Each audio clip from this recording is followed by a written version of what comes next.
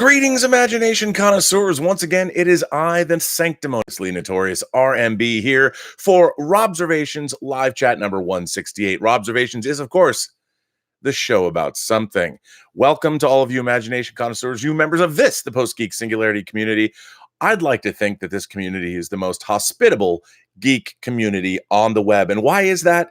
That's because of y'all. You people are fantastic. You make this place a great place to be.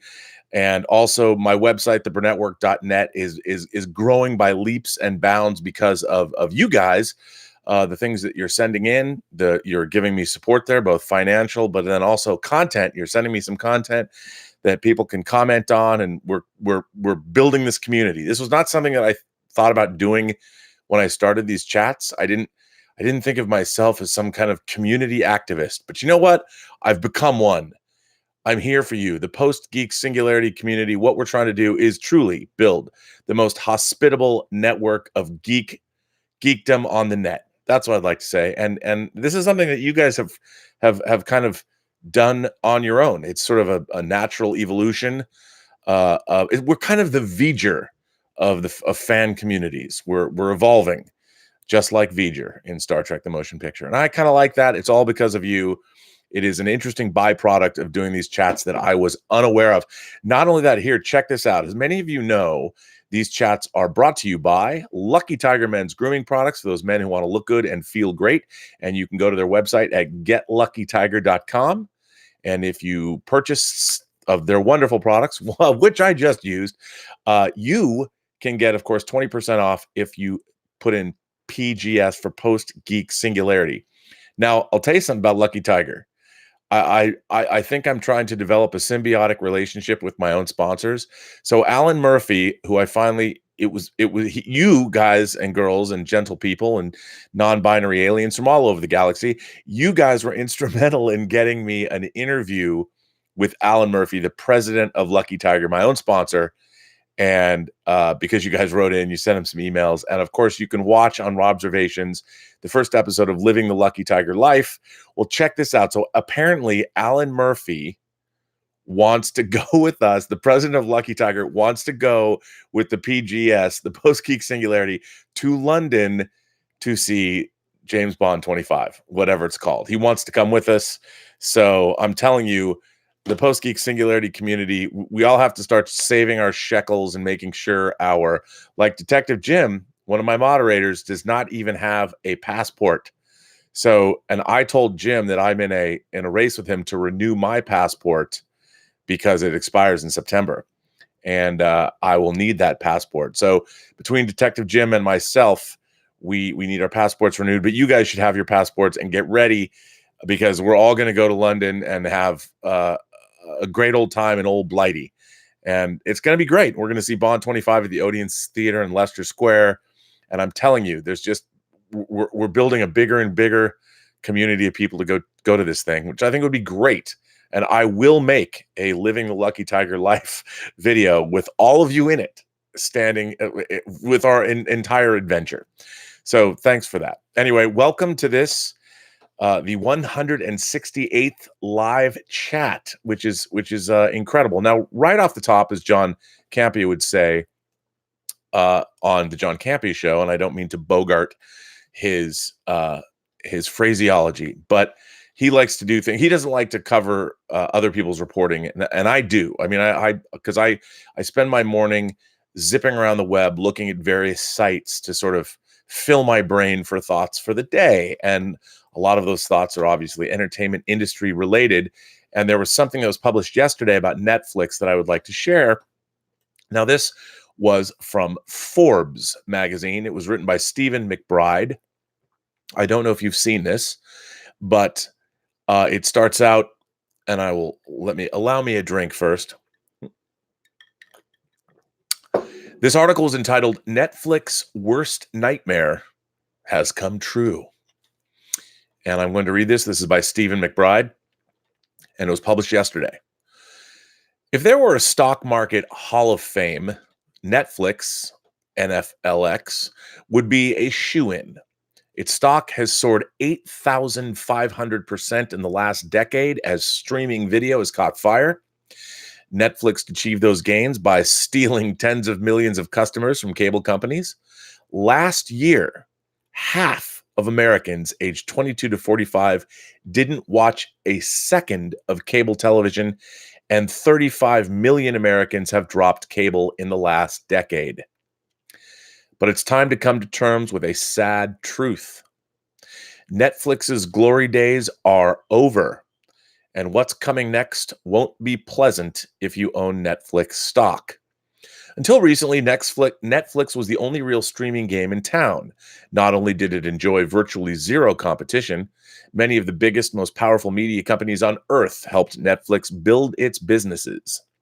Netflix founder Reed Hastings did a lot of things right, but his most genius move was leasing shows and movies that other companies produced. In the early 1910s, Netflix signed deals with movie and TV makers like Disney and NBC. For a small fee, Netflix bought the rights to air wildly popular content like Marvel's Avengers movies and hit comedies like The Office and Friends. In other words, Netflix built its business on the back of other companies' content, and it worked incredibly well. Netflix now has 149 million subscribers, more than any cable company. Think about that. 149 million subscribers, and how much do they pay a month? So let's say, what is it, $10 a month or something like that? Let me tell you, that is a lot of money. A lot of money, man. And yeah. So anyway, let me continue on. But this world is gone now. One by one, Netflix's colossal competitors have woken up. They're ending their contracts with Netflix. They're taking back control of their content and launching their own streaming services that will compete with Netflix. This is happening right now. Have you heard about Disney's new streaming service, Disney Plus, launching later this year? It'll be the new home of the world's most popular movies. Although Disney is best known for Mickey Mouse, it owns the greatest portfolio of movies ever assembled. The three best-selling movies so far this year are Avengers Endgame, Captain Marvel, and Aladdin. Disney owns all three. The three best-selling movies of 2017 were Star Wars: The Last Jedi, Guardians of the Galaxy 2, and Beauty and the Beast. Disney owns all three. Except for the newest ones, these are all wildly popular movies, and they're currently on Netflix. By the end of this year, they'll be removed from Netflix for good. To watch them, you'll have to get a Disney Plus subscription. Disney will cost $6.99 a month, or around half the price of Netflix's most popular subscription. Netflix investors should be equally worried about AT&T's new streaming service that launches in 2020. It'll cost slightly more than Netflix at $16 to $17 a month. AT&T is best known as a cell phone company, but its purchase of Warner Media in 2018 turned it into a media powerhouse. It owns HBO, the most successful premium TV network ever. HBO continues to pump out all-time hits like The Sopranos, Game of Thrones, and Sex and the City. Remember, Netflix achieved its incredible success by being first in streaming. It's a true disruptor stock that revolutionized TV. For years, it essentially owned the mechanism of airing TV and movies over the internet. Now that the others have caught up, the game has changed. Soon, customers will have lots of streaming services to choose from. They'll choose the ones with the best content. And Netflix is losing its best content. It's not just Disney movies that Netflix is losing. Over the next 2 years, its whole library will be gutted. According to the Wall Street Journal, the most watched show on Netflix is The Office. Netflix does not own The Office. NBC Universal owns The Office. NBC Universal is launching its own streaming service and pulling The Office off Netflix for good by the end of the year. Another extremely popular show on Netflix is Friends. Friends is owned by Warner Media, which, as I mentioned, is now owned by AT&T. Friends will be pulled off Netflix for good in 2020. Losing The Office and Friends is bad, but it's just scratching the surface. According to analytics firm JumpShot, more than half of Netflix 50 most popular shows are owned by companies planning to launch their own streaming services. Do you see what is happening here? Netflix is losing all the best movies and TV shows. That's tough. How could this not cripple it? Netflix sees the writing on the wall and is spending gobs of money to reinforce its own content library. It spent $12 billion last year and expects to spend another $15 billion this year. It now invests more in content than any other American TV network, but it's come at a steep cost. To fund its new shows, Netflix is borrowing huge sums of money. Over the past year, its debt has shot up 58% to $10.3 billion. For perspective, Netflix earned $1.2 billion in profits last year. Unfortunately, no matter how much it spends, it can't hope to compete with Disney or AT&T. Netflix is in an impossibly tough spot. Netflix's market cap is about $165 billion, making it the 30th biggest publicly traded U.S. company. It got there through domination of streaming, which, as I've shown, is a thing of the past. Going forward, it will succeed or fail on the popularity of TV shows and movies it produces. I guess I'll finish this this article. It's almost done. Let's assume Netflix succeeds and creates a ton of content people love. The problem is companies that produce TV shows and movies are not worth anywhere near $165 billion. Even wildly successful film studios are worth tens of billions max. In 2018, Walt Disney Studios, which includes iconic brands like Marvel, Star Wars, and Pixar, generated $10 billion in revenue and $2.9 billion in profit. Now that's a huge number. Think about that. $10 billion in revenue, and of that revenue, $2.9 billion was in profit. So that's about 30% or something? Netflix has one big advantage. It has already amassed a giant audience of 149 million paying subscribers. It's far easier to keep a customer than to get one. Netflix will survive, but it will shrink. Even in the most generous scenario, within a couple of years, I can't see it being worth more than $100 billion. That would put its stock price at about $225 a share, or about 40% below its current price. Again, that's a rosy scenario. Don't be surprised if Netflix stock gets cut in half or worse in the next year or two. And then Stephen McBride, also at the end of this article, says, download my free report, The Great Disruptors, 3 breakthrough stocks set to double your money. Anyway, I thought this article, Netflix obviously is a huge concern in the entertainment business. For independent filmmakers such as myself, Netflix is great because they'll walk in and you might have spent $500,000 or $1 million, or if you have some stars in your film, they might pay you enough. Now, it's never going to be a box office success. You're not going to get filthy rich on it, but Netflix can actually pay independent filmmakers, depending on who's in your movie and how desirable the film is that you've made. But they can, if they buy your film, if they see it at a festival or they pick your movie up, it can be great because even though it's pretty much a one-time buyout, you can be made whole. You can make your investors whole. You might be able to take some change home. Everybody comes out right. And you can go make your next movie, as opposed to making an independent film that might get released theatrically and they spend $30 million marketing and you never see a dime, and then the movie doesn't do as well as hoped. So there are benefits. I'm a big proponent of Netflix myself, even though I think it is a bit of a Ponzi scheme, actually, because they're smart in that they're trying to get.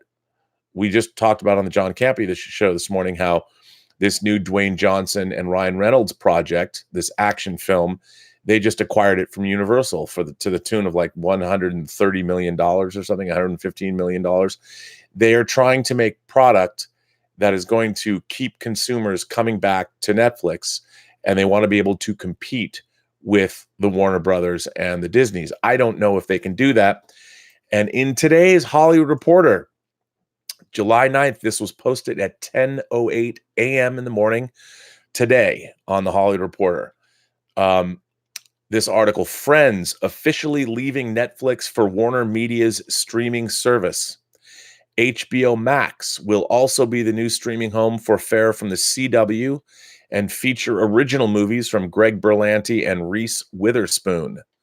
It's official. Friends is moving from Netflix to Warner Media's streaming service, now officially called HBO Max. So Warner Media's streaming service is now called HBO Max, And probably great. Their entire streaming service is now branded to HBO. HBO Max will also be the new streaming home for all fare from the CW, which was previously housed at Netflix, as well as original feature films from prolific producer Greg Berlanti and Reese Witherspoon. HBO Max will officially launch in spring 2020 and will debut with 10,000 hours of premium content. Sources say Warner Media paid $85 million per year for 5 years, $245 million total to land Friends for its own service. Now we know that this year, 2019, Netflix paid $100 million to get Friends. That's crazy. Well, I won't read anything more, but I just wanted to point out that the streaming services and home entertainment are massive in terms of disrupting the previously known business models for film and television. It cannot be stressed enough how much of a disruption this is going to be. We're going to see this kind of thing shake out. It's going to be very interesting to watch. And Netflix is going to be scrambling, and it's going to be really interesting to see what they do to combat this. How does Netflix survive when you have a show like Stranger Things, where admittedly it was their biggest launch? Stranger Things 3 was their biggest binge watch ever over the weekend. Almost 50 million households streamed Stranger Things, and 18 million households apparently streamed the entire series. Elizabeth and I, our household, was one of them. And I quite enjoyed Stranger Things 3. I enjoyed it quite a lot more than Stranger Things 2, as a matter of fact. But very interesting. And it's something to definitely keep a watch on. I don't know if any of you have entertainment stocks, but if you do, interestingly enough, there's lots going on to watch. It's certainly an interesting time to have entertainment stocks, but something to watch over. Now, I'm going to start with a very interesting letter I got today that is the topic of choice, my topic of choice for today's conversation. And this letter comes from Lewis Yu, and he's always in the live chats, and he sent me a few letters before, but really interesting letter about where we're at, where the entertainment business is at.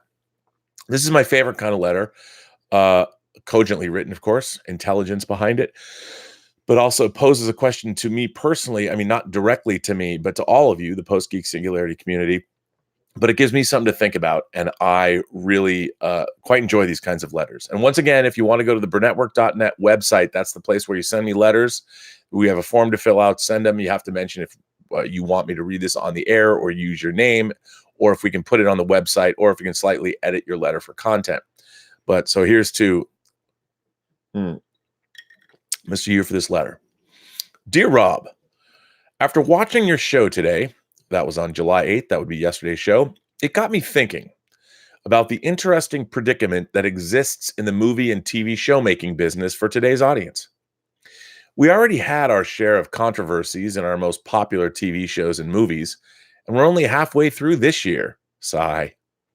Whether it's debating how the Game of Thrones should have ended, or who is cast in the next highly anticipated movie within minutes, there is strong opposing opinion against the decisions that the studios and or the producers have made forming on social media. Once that happens, the supporters from the other side would counter-argue why the decisions were made correctly or how the ending of the show was justified. This happens way too often, and I cannot remember during my lifetime when the general audience was so divisive over a movie or a TV show. All of this led me to ask myself, why is it so hard nowadays to make a movie or TV show that would be generally enjoyed by the masses? The way that I see it, the problem is twofold. On one hand, Hollywood has this long-standing obsession with making adaptations or remakes of classic films that a lot of people have a deep connection with. I'm sure that the studios love to adopt materials from novels, plays, and previously made movies or TV shows is because the majority of the targeted audience would already have some familiarity with the material. Logically, this would help with the marketing of the film, and it will increase the likelihood of said audience to go see the film. However, it has already repeatedly been proven that this does not guarantee success at the box office. Just this year, we've already had evidence with the box office disappointments of Hellboy, Alita Battle Angel, and Dumbo to support this.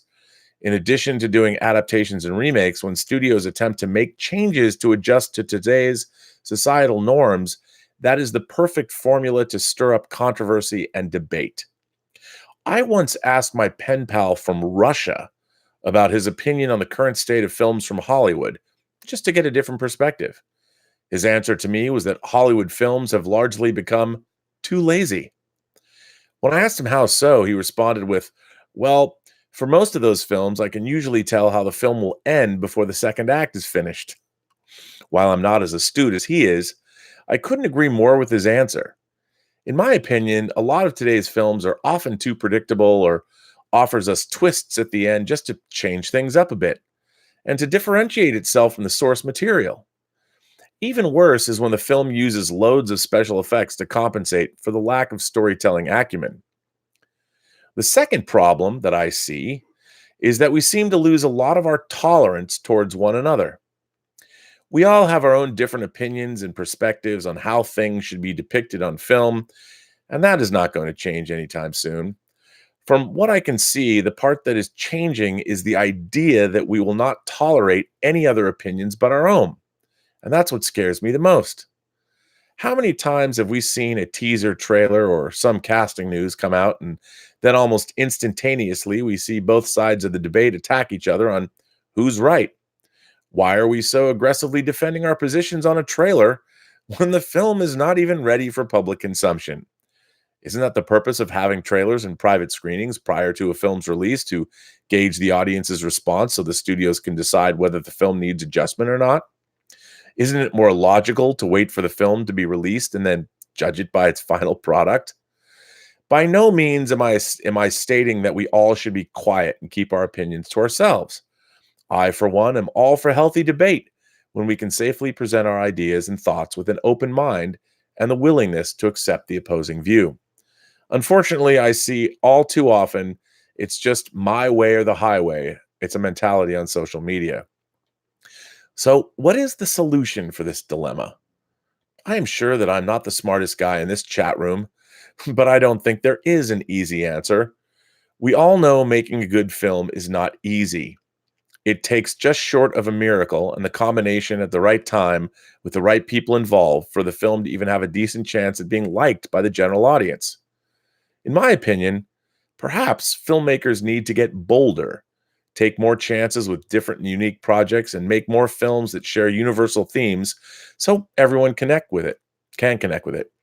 I share your enthusiasm for what Studio A24 is doing. One of my most anticipated films from them is The Farewell.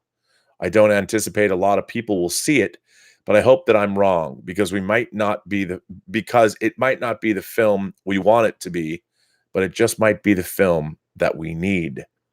My apologies for the long letter. Keep up the great work, Rob. You have my support always. Regards, Lewis Yu. Well, Lewis, first of all, for those of you, I want to point out, I love A24. A24 currently has Ari Aster's follow-up to Hereditary in theaters now. That would, of course, be Midsummer, which I have yet to see. Maybe I'll see it tonight. I'm very excited to see it. Heard a lot of things. Their new movie coming out that Lewis talks about, The Farewell, is a new movie starring Awkwafina, and it's directed by a woman, and it's based on the story about her grandmother and coming to terms with the fact her grandmother was dying of, I guess, terminal cancer. At least she is in the movie. I don't know if she's passed away in real life, but it looks to be, from all accounts, a great film. I've read critics that I respect have said that it's a terrific movie and that Awkwafina just knocks it out of the park. I think anybody who saw Crazy Rich Asians knows how entertaining, or Ocean's 8, how crazy entertaining Awkwafina can be. I do think she is a great screen presence, so I'm very much looking forward to that film. But what's interesting, what I liked about Lewis's letter is that I'm constantly reflecting on fan culture now as opposed to the fan culture when I grew up, when I was a kid. And what was really interesting, what's interesting to me at least, is that when I was growing up, there was so little great television and great science fiction. There was so little, there just wasn't a lot of great genre material that had come out. Now, I was already I've spoken so much about my childhood and already being a child of Star Trek and the Twilight Zone and UFO and Outer Limits and movies like the original Planet of the Apes and War of the Worlds and When Worlds Collide and Day the Earth Stood Still and Forbidden Planet and Them and Thing from Another World. I mean, I was an addict when I was a child. This was a world where Star Wars didn't yet exist. But the thing was, you could probably count the only 20 science fiction movies worth talking about on two hands, twice.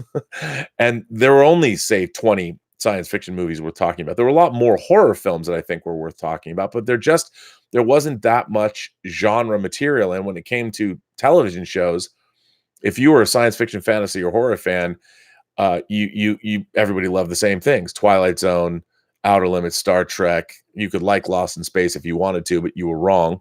And there just wasn't that much stuff.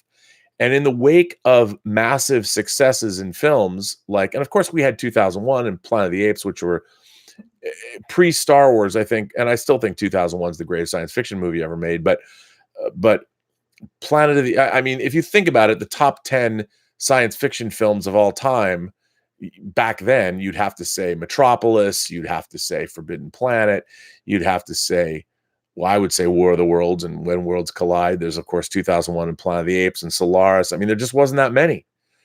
Now, there's so much stuff out there, and the genre fan community, we live, of course, in the post-geek singularity environment. So there's so many more people that are involved and so many more ranges of opinions. I mean, when I was a kid, the difference was from then to now is that it didn't matter what we were talking about. Everybody kind of loved it. Unless you were reading some of the reviews Fred Clark posted in Cinefantastique magazine from the 70s, even the bad stuff we would love. I mean, I understand the Japanese Star Wars ripoff Message from Space was a little goofy, talk about whimsy, but I loved it anyway. And even though it wasn't, no one, there were varying degrees of whether or not you liked kaiju movies, like Godzilla movies, but everybody loved kaiju movies in general, just the idea of them. Even if you were too smart and you could only watch 2001 or Solaris and you wouldn't be bothered with the Godzilla movie, you still kind of liked the fact that Godzilla movies existed. And there was an optimism amongst fan communities. At least that's the way I grew up. Maybe just because I was a kid, people didn't yell in my face or anything, but I would go to science fiction conventions and get into these long conversations with people about what they liked, what they didn't like, but there was always a smile associated with their opinions, because we all knew that we were lucky to be getting science fiction, fantasy, and horror if we loved literature, and we knew it wasn't embraced by the masses. It's funny, when I was a kid, Robert Heinlein wrote a book, which, if you're a science fiction fan, you couldn't not have read.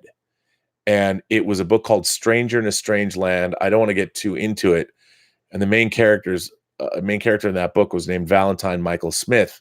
And in that book, there's this word that Heinlein made called grok, Grok. And to grok something would be to truly understand all of it, holistically, to understand the gestalt of a thing. So if you could grok something, it meant you understood it utterly. And I remember the first time I encountered the word grok, I hadn't even read Stranger in a Strange Land yet. I had a button that said, "I grok Spock." And I used to ask my parents what the word grok meant, and they didn't know. I was like 8. And when you're 8, like, a word like grok, it's an onomatopoeia. It kind of sounds like it is. It just sounded cool. Like, I would walk around going, "I grok Spock," and I probably told people that I did, and I probably told them that they didn't. And then, nobody called me on it, but I didn't even know what the hell the word grok meant. It wasn't until later, but it was cool that you could buy that, and it would stuck in my mind. So I don't remember whether I knew that the word grok came from Strangerland. And by the way, this is how I remember it. I could be wrong, but I do think that the word grok, I'm pretty sure it came from Stranger in a Strange Land, but in my memory, this is how I remember it. I remember when I finally read Stranger in a Strange Land, which was a book that I got from the Science Fiction Book Club, that I came across that word and finally understood what it meant. And I was delighted. So being a science fiction fan as a kid growing up, everything was new, everything was exciting. And then I got to experience seeing Alien for the first time, and Logan's Run, and Star Trek, and Superman the movie, and Blade Runner, and all of these things that have gone on to become classics. It was just a time where there wasn't even the idea that something was bad or something sucked, which I hate when people say that, or something was somehow going to be disappointing. And even if something was disappointing, I'll be honest, I saw Blade Runner for the first time and I was very disappointed by it. But I wouldn't say it was disappointing, because I didn't necessarily feel disappointment. I was more perplexed about what kind of a movie it was. I wasn't necessarily up on my film noir the way I am now. I didn't really understand what they were going for.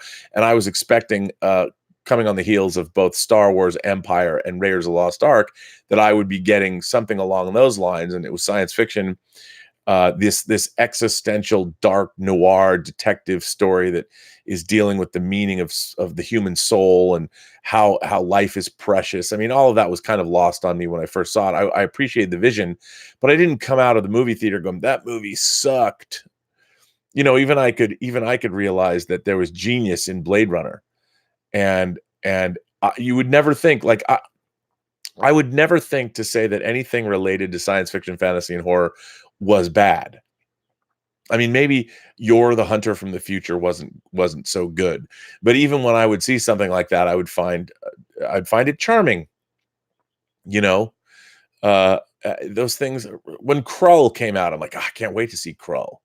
You know, when you saw it, it might not have been the most scintillating or riveting movie in the world, but it still had a stop motion animation crystal spider. You know, I mean, this was great stuff. But nowadays, what I feel, it's almost the exact opposite. Everybody thinks everything sucks until they finally see it. And then half of them still think it sucks and the other half embrace it.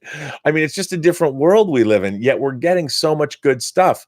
But yet we expect, I think the bar has been raised so high that we think that if it isn't some transcendent experience that enriches your soul immediately, that it isn't worthy. Like, I can't believe, you know, you go and see a movie like Spider-Man Far From Home, and people are talking about, like, well, it was half a good movie. I mean, if Spider-Man Far From Home came out in 1982, people would have been like, this is the greatest thing I've ever seen in my life. I mean, seeing a superhero movie writ large. But of course, it's changed. But what I find interesting is that and what I miss is that we all of us that are debating these issues, we're angry about it. You know, it's almost like our go-to position is we're coming from a place of anger. And it used to be in fan circles that we were coming from a place of joy. You know, I remember when I first met Carrie O'Quinn, the publisher of Starlog magazine. I was at the 42nd World Science Fiction Convention in Anaheim, California, the summer of 1984. And I ended up meeting him at an elevator, outside of an elevator, him and this other dude.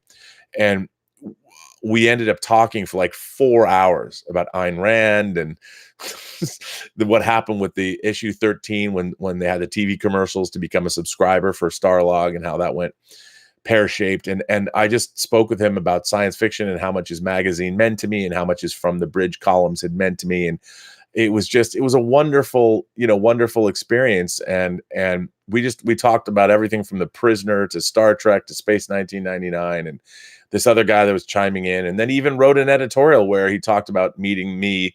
He didn't remember my name, but he talked about the experience, and it was in From the Bridge. And it was always an exciting time. And now with the internet and with all of this, it's strange to me to see how fandom has become so acrimonious about their loves. And I wonder what's happening now is that all of these things that turned out to be great are being rebooted. Like, they're going to reboot. Neil Blomkamp is going to make another RoboCop. Like, we had RoboCop, then they made a sequel, then they made another sequel without Peter Weller playing RoboCop. Then they did a TV series. There was an animated series. Then there was an actual remake It's what Jose Padilla, who directed the Elite Squad movies. He directed it, and now Neil Blomkamp is going to go do another RoboCop movie. So the first RoboCop, which came out in 1987, 32 years ago, directed by Paul Verhoeven, that was a terrific transcendent science fiction film, and everybody recognized it. It's look at the future. It's darkly, cynically humorous take about where we were going as a society, which, by the way, pretty much all has come true for the most part.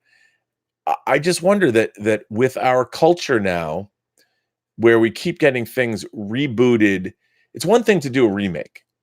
And I think that for instance, I think 3 of the finest 80s genre films, they're all remakes. That would be, or 70s, starting with Philip Kaufman's 78 version of Invasion of the Body Snatchers, which is a phenomenal movie, a phenomenal exercise in paranoia.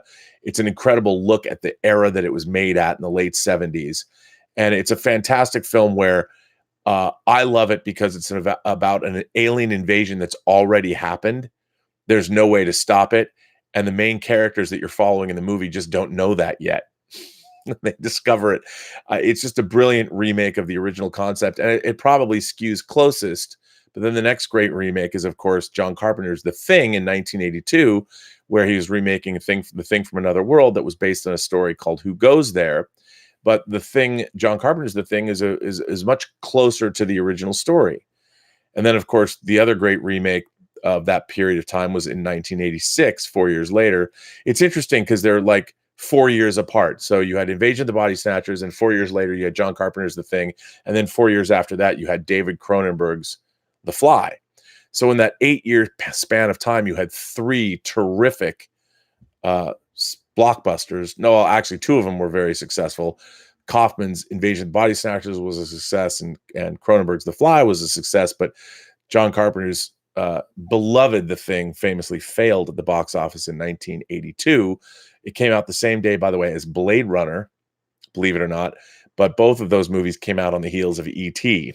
So how do you deal when someone's gone crazy over this friendly neighborhood extraterrestrial, dealing with replicants and dealing with who want more life and dealing with evil alien entities?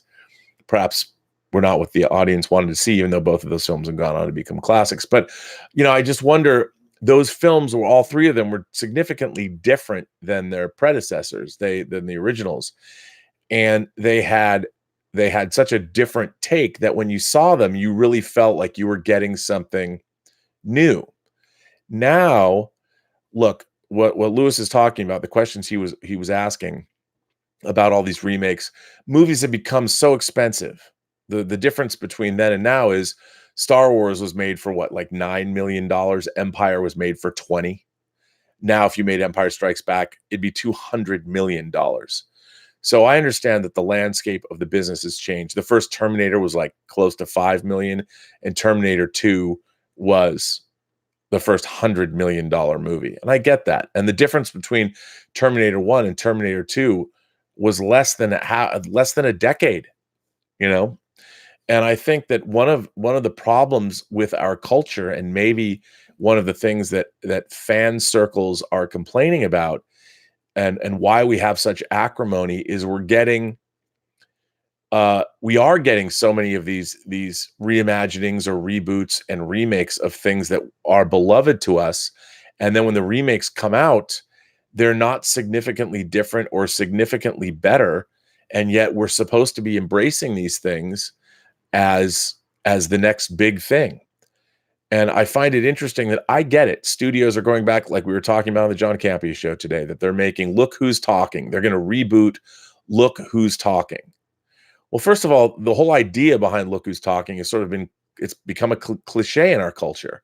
And we were joking that, what if they had Sam Jackson do the voice, and you had a bunch of babies swearing, like, I'm going to kill you, motherfucker, whatever. If I had babies doing that, if I watched, it's kind of like the old movie Bugsy Malone from the 70s, where you had kids like Scott Baio and Jodie Foster playing adult gangsters and gun moles and things like that. That was kind of fun. I really liked Bugsy Malone, and it was a musical. I just think that, our culture is perhaps becoming stagnant. And yet you look at the things that people get excited about. Stranger Things, even though we just saw Stranger Things 3, Stranger Things is still new. It's not a reboot. And people are excited about it. It feels new. It feels fresh. It feels like, oh, this is, even though it's about 80s nostalgia, it's something new and different. Game of Thrones was something new and different. People might not like the 8th season, but on the whole, Game of Thrones was an amazing show. And if you look back, we're getting so many reboots and so many reimaginings. I mean, look, I like my reboots and reimaginings as well. I'm looking forward. I can't wait to see the new Veronica Mars TV series. Veronica Mars was one of my favorite, not my absolute favorite, but Veronica Mars was one of my favorite shows of the noughties. I mean, when it debuted in 2004, I loved Veronica Mars. I thought it was great that they brought it back as a crowdfunded movie. The movie was only okay, but I can't wait to see the new Hulu series. I think it's going to be terrific because Veronica Mars has grown up. So when you revisit Veronica Mars, she's older now. So, I mean, that's interesting to me. But I think that that a lot of these reboots make sense and reimaginings make sense when you're spending $200 million or $150 million on a movie. It's a lot harder to spend money on a reimagining. I mean, it's a lot easier to spend money on a reimagining or a reboot of a previously known project than it is to do something new. But I would say that, look, I love Blade Runner 2049, but I don't know who thought greenlighting a $170 million sequel to Blade Runner, a movie that didn't make money in the first place. Like, when did they decide within Hollywood? I understand Blade Runner is a revered film among science fiction fans. It's a revered film, but it's a niche cult movie. It's not like the masses embrace Blade Runner as this amazing classic, but sometimes people's viewpoints are skewed to the point where they're like, no, we're going to do Blade Runner. I'm glad they made an A-list Blade Runner 2. I love Blade Runner 2049. It's actually one of not just my favorite science fiction movies, it's one of my favorite movies of the last 20 years. I love it. I love Denis Villeneuve's vision for it. I thought it was a tremendous sequel. I talk about it all the time. But was it something that we should have? I mean, I would have liked to have seen another Philip K. Dick book made that hasn't been made yet. You know, something like that. Why don't we get more things? I get it. It's too expensive. You can't take the risk. But is it because we're not getting new visions? Is it because that all we're getting is recycled and regurgitated culture that it actually contributes to the acrimony amongst the fan base? You know, we just keep getting revisions or reimaginings or reboots of things we've already loved, as opposed to getting new things. And what's funny is you see the people who get most excited about it's these new things. I mean, Stranger Things was new. Game of Thrones was new, and people get excited about them. I maintain that the most exciting kind of entertainment you can get are things that are original. That's what people like. I mean, unless some things transcend that, but Star Wars, it's interesting. We get more Star Wars and more Star Trek, but these venerable franchises are now treated like corporate product. So the creative teams are sort of hamstrung about what exactly they can and can't do. So we don't get the kind of things that we might necessarily want. But I don't want to just get into that today. I know I'm kind of rambling. I'm going to see what you guys have to say out there in the chats. Let's see. Robert Perez is here. Robert Perez sent in a chat. He said, just watch the original RoboCop. Good movie. And then Robert Perez also follows that up with, did you like what they did with RoboCop 2? Unfortunately, Robert, I did not like RoboCop 2. I thought RoboCop 2 was pretty much a failure in every respect, which was unfortunate because I had high hopes for it. And I just think the story might have been sound, but there was something, look, RoboCop was the product. I know Ed Neumeyer and Neumeyer and who else wrote the script? I forget. But the RoboCop was a unique synthesis of the screenplay that was written, and Paul Verhoeven is the director. And here's the thing: RoboCop was such of a certain sensibility, and then when you try and sequelize it, you forget. And the people that greenlit the sequels, and they forget that so much of what made RoboCop was Verhoeven's sensibility, how he was using his Dutch background, his European beliefs, and filtering through that material. What people forget is when RoboCop was coming out, before anyone had seen it, people made fun of it. RoboCop. It's like Robo Dog. I mean, it was not something that I wanted to see it because I was a Paul Verhoeven fan already. Growing up in Seattle, I had met Paul Verhoeven when he brought his first English language movie, Flesh and Blood, to the Seattle International Film Festival. And I had already seen The Fourth Man and Soldier of Orange and Katie Tipple and Turkish Delight. I'd seen his earlier movies, so I was already a Verhoeven fan, where in America he was pretty much unknown. But so when I saw RoboCop, I was excited to see it, but nobody else was. And I remember taking friends, and I want to say I went and saw RoboCop at an old theater in Seattle called the Harvard Exit that isn't there anymore. I'm pretty sure that's where we went and see it. And we were all blown away. We couldn't believe it. The sensibility, the violence, the satire. I mean, it was clear we were seeing something brand new, and everyone was excited about it. And, you came out of a movie exhilarated going, oh my God, nothing like that ever existed before. And that was a chance somebody took and allowed Paul Verhoeven to make the movie he wanted to make. And that was another thing that is different, is that all of these tremendous visions, because they didn't cost what they cost now, they didn't have the kind of corporate oversight. They were not pre-chewed by the marketing departments and things like that. And they truly were the visions of visionary artists, filmmakers. And that's different than what we had today. And I thought that RoboCop 2 is a perfect example of something that, if it's going to be successful, we'll just throw more things at it. But what it needed was more understanding of what Paul Verhoeven was going for. You needed a visionary like a Paul Verhoeven to make RoboCop 2 to make it really work. Because while it's not a horrifically bad film, the tone of it, I mean, Leonard Rosenman replacing Basil Polidoris doing the music score, just things like that. It just didn't work. RoboCop 2 just didn't work. And at the time, RoboCop 2 was a crushing disappointment. It wasn't Highlander 2 levels of crushing disappointment, but it wasn't too far away from that. Stubble McShave says, at a con question and answer, Jim Butcher said that a Dresden Files series is in development. His Codex Alera series also seems to be adapted. It was written on a dare. Well, that's pretty cool. I mean, the Dresden Files is obviously a beloved series that we've seen variations of before, but it's nice. It's nice to hear. Look, whenever a literary property is being developed, we have Good Omens on Amazon now, which to my mind is an amazing feat. First of all, one of my favorite Neil Gaiman works, even though he wrote it with Terry Pratchett. I love Good Omens. It's amazing it got made. And anytime anyone's looking to literary properties to adapt, and by the way, we are living in a Handmaid's Tale, Man in the High Castle, Good Omens. I mean, we've got even Altered Carbon.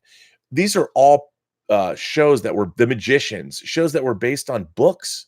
It's amazing that we're getting such literary adaptations. I can't wait to see The Goldfinch. I mean, it's funny. I hear people go, the trailer didn't look that great. I'm like, man, if you've ever read The Goldfinch, I was like, this looks pretty damn good to me. Donna Tartt is, of course, one of my favorite authors. The Secret History is one of my, if I had umpteen amounts of money to spend and I could adapt, say, 5 books, that would be at the top. I would go buy The Secret History. I don't know who has the rights. I heard Gwyneth Paltrow did at one point, but she's too old to play a part in the film now. But I would love to see that movie made. And the fact that The Goldfinch is getting made, deliriously excited for that one. Willow Yang says, this is the first time I've heard of the word grok. I'm going to try and incorporate it into my vocabulary. Grok is a great word. And again, I learned about it because I had a button that said I grok Spock, and it had one of those black and white Codolith looking things where Spock's going like this. I was a button wearing kid. When I got into junior high school, I wasn't a punk rocker, but I wore lots of buttons on my members only jackets and things like that. Denim jackets. I always had some kind of, buttons that said things like God is coming and boy is she pissed, stuff like that. There was an alternative bookstore downtown in Seattle that would have these punk rock-esque pins or time travelers, and I'd go down and buy those. But that's probably where I got my I grok Spock button. But anyway, it is a great word, Willow Yang, and you should read the book. Read Heinlein's Stranger in a Strange Land. It's probably a little dated now, but definitely worth reading. But I'm still curious. I mean, I do think that there is a correlation between all of these remakes and reboots and disappointing things that make us angry. But this next letter, speaking of reboots and remakes and all of those things, this next letter comes again from longtime Imagination Connoisseur and member of the Post-Geek Singularity. This one comes from Troy Williams, and Troy Williams from his website, cinemasurvey.net. Hey, Rob, I grew up watching... Hang on a second. Hey, Rob, I grew up watching Disney movies, so I absolutely love that we are in a time where so many animated movies are getting live-action remakes. Ever since the live-action trend started, I've wanted to see 3 films specifically: Beauty and the Beast, The Lion King, and Mulan. We've already seen Beauty and the Beast, which I loved. Lion King is just about to come out, which I'm pumped to see. And we just got the trailer for Mulan. I thought the trailer was magnificent. I think the aesthetic was striking, and I love the Crouching Tiger, Hidden Dragon feel it's going for. The Wuxia films, I love it. There's only one thing that I'm disappointed with about the upcoming film, which is that it doesn't sound like it will have the songs from the original film. I know that they are incorporating the music in the score, which I'm thankful for, but I also regret that the songs will probably not be sung. For me, the music in The Little Mermaid, for me, the music in Mulan is just as iconic as the music in The Little Mermaid. Side note, Halle Bailey is Ariel. Great choice. He says, don't come at me, internet. I couldn't imagine watching the live-action Little Mermaid without Under the Sea or Part of Your World, Reflection, Honor Us All, and I'll Make a Man Out of You. Our great movie. Actually, wait a minute. And I'll make this is all a run-on sentence. Sorry. Or Part of Your World, Reflection, To Honor Us All, and I'll Make a Man Out of You are great songs from Mulan, and for them not to be in the movie makes me a little sad. A valid argument I've heard against the songs being in the live-action version is that having songs won't fit the tone. My counter to this argument is that there is a way you can go for the prestige tone and still incorporate the music. For an example, look no further than the Les Miserables from 2012. That movie has a dramatic and serious tone, but when the character starts singing, it doesn't seem out of place. I think you could do Mulan the same way. Granted, this is easier said than done, but I think it is worth the attempt. At the end of the day, will the lack of songs ruin the movie for me? Heck no. I'm still extremely excited to see this movie. I would just prefer the songs I love from the original animated movie to be in the live-action film as well. Thanks, Rob. Troy Williams, cinemasurvey.net. Well, Troy, here's my thinking on this. You might be right, or maybe they'll do something interesting. I always take a wait-and-see approach. We saw the first teaser trailer. We got it a lot earlier than we thought. I think Mulan comes out March of next year, of 2020. I just wait and see. For me, I had no expectations of Mulan at all. I just figured it was going to be yet another Disney live-action remake, of which, by the way, the first of those that Cinderella, Kenneth Branagh's Cinderella, I adored. I know it's funny to say, oh, that I would love a Cinderella film, but I thought it was enchanting. I really did love. I did love, and Lily James. What's not to love about her? If I was 18 years old, she would have been my mad crush.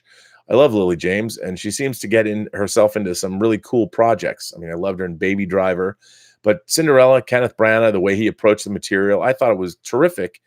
And I also loved Jungle Book. And I see that there's nothing wrong with these remakes, so I would wait because I think they know what they're doing. We'll see what it's going to look like, but I'm excited for Mulan. And to me, when you see how they did Lion King, there's new technology being pioneered. I mean, they're using previously existing technology, but to a level that hadn't been done before. And I really think that it's cool to see what they're going to do. I'm really curious to see how they change things up a bit. I have no problem with Disney doing these kinds of things because, look, as I get older, I find myself not, for instance, revisiting the animated Lion King. It's not, but I'm actually excited about seeing this version of the Lion King, this sort of photorealistic animation. What's not to love about that? I think it's going to be. I can't wait to see Lion King, to be honest. I think it's gonna be terrific. And I for one am delighted that they're making it. And Mulan to me looked great. I love any period. I'll watch anything that's set in period Japan or China. I mean, one of my favorite things of all time is, of course, the Shogun miniseries that came out I think in 1980. I was so fascinated by Shogun. I think that began. I was already in love with Japanese movies and Asian culture, just specifically Japanese culture. So, I've always loved Asia in all of its myriad forms. So watching Mulan, I'm like, I'm in. Make it like a wuxia movie, sure. Count me in, man. I'm down. Now, this next one is pretty topical, which I liked. And this is another letter that comes from Kyle. Kyle says, "Dear RMB, sorry if I sent this letter twice, but I can't remember if I checked the permission boxes. If I did, just disregard this message. I just saw Spider-Man Far From Home. And I have to say that I've never seen a film that I was very disappointed in for the first half, but loved the second half so much that it made me like the film. But I'm not here to talk about Far From Home. I'm here to talk about Spider-Man 2. The other day on the John Campea show, you and John both considered Spider-Man 2 as your favorite live-action Spider-Man film. But then, Rob, you made an observation that I found to be very interesting when you explained the difference between the Raimi world and the MCU world. You said that the Raimi world felt like it was in a movie world and not the real world. I see where you're coming from, but I have to respectfully disagree. Let me preface this by saying that I grew up with the Raimi films, and they are the first comic book films I ever saw. They are the reason why I love the movies today. I decided to rewatch Spider-Man 2, given that I haven't seen it in about 2 years, and to see if it once again holds up. And it sure does. I will still maintain that the Spider-Man versus Doc Ock train sequence is one of the greatest and most exciting action sequences ever. The character of Doc Ock and Alfred Molina's stellar performance give us one of the greatest and most tragic villains in film. I don't disagree with you. I find Danny Elfman's score to be as iconic as his Batman scores. There, I said it, internet. However, all of these strengths of Spider-Man 2 are the frosting to the cake that is the character of Peter Parker in this film and his many relationships. I didn't really start surfing the internet until about 2015, so imagine my surprise when I discovered that many people, including John, didn't care for the Peter, Tobey McGuire, and Mary Jane, Kirsten Dunst relationship in these films. In my opinion, they are on the same ship as Jack and Rose or Sandra Bullock and Jason Patric from Speed 2 Cruise Control. As all-time great romances. All right, points to you, Kyle, for bringing up Sandra Bullock and Jason Patric from Speed 2 and calling it one of the great all-time romances. For that, sir, you are a lifetime member in the Post-Geek Singularity community, and you are a lifetime imagination connoisseur in my book, because, man, you need a lot of imagination to be a connoisseur of the relationship of Jason Patric and Sandra Bullock in Speed 2 Cruise Control. So kudos for that, sir. All jokes aside, I truly believe that the Peter and Mary Jane relationship is real, emotional, and endearing. My heart melts whenever I see them talking to each other, whether it be taking a stroll through the streets or the backyard of their next-door houses. There are very few comic books that have a scene as real as the one where Peter waits outside after Mary Jane's play, only to discover that her new boyfriend was waiting too. This scene just shows how human Spider-Man actually is, and also how relatable of a character he is. The look on Maguire's face is just gut-wrenching and really makes the audience feel for the character, while also debating whether Mary Jane actually found the right man in her life, a man who isn't late to her shows and seems to always have secrets to hide. A scene like this shows that Spider-Man can't win every battle in his life, and harkens back to the fundamental core element of the character, in that he is an individual with superpowers that still has to deal with everyday problems. The scene in which Peter saves the child in a burning building, only later to find out that there was somebody else in the building that he didn't save, is a scene that is really haunting. It breaks the mold that a hero can save everyone. Which people seem to have forgotten with Man of Steel. We may have chilling moments like the snap in Infinity War, but scenes like the burning building feel more real because it can actually happen. Come on, man. Thanos is out there. My absolute favorite scene is the one in which Peter is unmasked on the train and his fellow New Yorkers stand together to not only help him keep his secret, but also to protect him from Doc Ock. This shows how much Spider-Man means to those he saves and what they're willing to sacrifice in return. I don't see any of this in the new Spider-Man films. I love Kirsten Dunst's performance in the Raimi films as she plays an aspiring actress who just wants to do better than her, who wants to be better than her good. She wants to be better than her good-for-nothing father and her not-so-fabulous upbringing. Dunst delivers a performance that is raw and sincere, and at the same time, she isn't the face it tiger, you just hit the jackpot, Mary Jane from the original comics, but more of a Mary Jane in the world we live in today. I absolutely believe that she loves Peter, but I also believe they are great friends no matter what. At the beginning of Spider-Man 2, I caught a line from Peter's pizzeria boss, Mr. Aziz, who said that the last guy he had on the job got deported, and I can't help but notice how that line resonates today. As Spider-Man swings through the city, it doesn't feel like movie world to me at all. It feels like the real world, but with a superhero in it. The Raimi films have their fair share of absurdity, whether it be a close-up shot on a woman screaming every 5 seconds or a dancing Tobey McGuire, which I will to this day defend and laugh at the same time. But the scenes that feel real and genuine far outweigh the absurd. Moments like when he talks to Aunt May about her bills and Uncle Ben always makes me feel for these people. I've been having trouble as a viewer connecting to the MCU Spider-Man films. They don't feel real to me. If anything, they feel like epilogues to other MCU films like Civil War or Endgame rather than their own movie. The actors are terrific, but the magic and heart of the Raimi films and even the Webb films I find to be missing in the Spider-Man films today, aside from Spider-Man Into the Spider-Verse. The Raimi films were released at a time when the majority of the film-going audience still laughed at the superhero genre. Bryan Singer's X-Men was certainly what really started this MCU that we see today, but I never found the X-Men movies to resonate with children, or at least me when I was little. Absolutely not. I certainly didn't care about X-Men until First Class. It was Spider-Man that got me into the genre in 2002. 15 years later, Spider-Man 2 remains a film that is still compared to other superhero films that are released today. I find it interesting that some of the best comic book movies are sequels, like Spider-Man 2, The Dark Knight, and The Winter Soldier. Spider-Man 2 set the standard, and I will always take Doc Ock's advice when it comes to girls. Feed them poetry. Always good advice. Thanks for reading. Sincerely, Kyle. Well, Kyle, you know what, dude? I agree with everything you wrote here. Now, what I meant to say, what I was hoping was coming through is that, look, the Sam Raimi Spider-Man movies, especially the first two, and especially I agree with you, Spider-Man 2, I think is great. I think Spider-Man 1 is half a great movie. I love the beginning of it. The Green Goblin stuff is gets a little goofy to me. But I think what I was trying to say is that because of Sam Raimi's style as a director and what he brings to the party, is that his New York felt like a stylized Hollywood version of New York. And certainly it is. Whereas one of the things about the MCU that I've quite enjoyed is the MCU films feel like they're shot, and this is silly now because they're all shot in Atlanta and no matter where they are. But, you know, you look at the chase, the awesome chase on the freeway and the battle between the Winter Soldier and Captain America in that movie, and it feels like they're on a freeway that's outside my door. It feels like you're in the real world. But the Raimi Spider-Man movies are stylized to the point where I feel I'm either watching something on a set, and that's fine.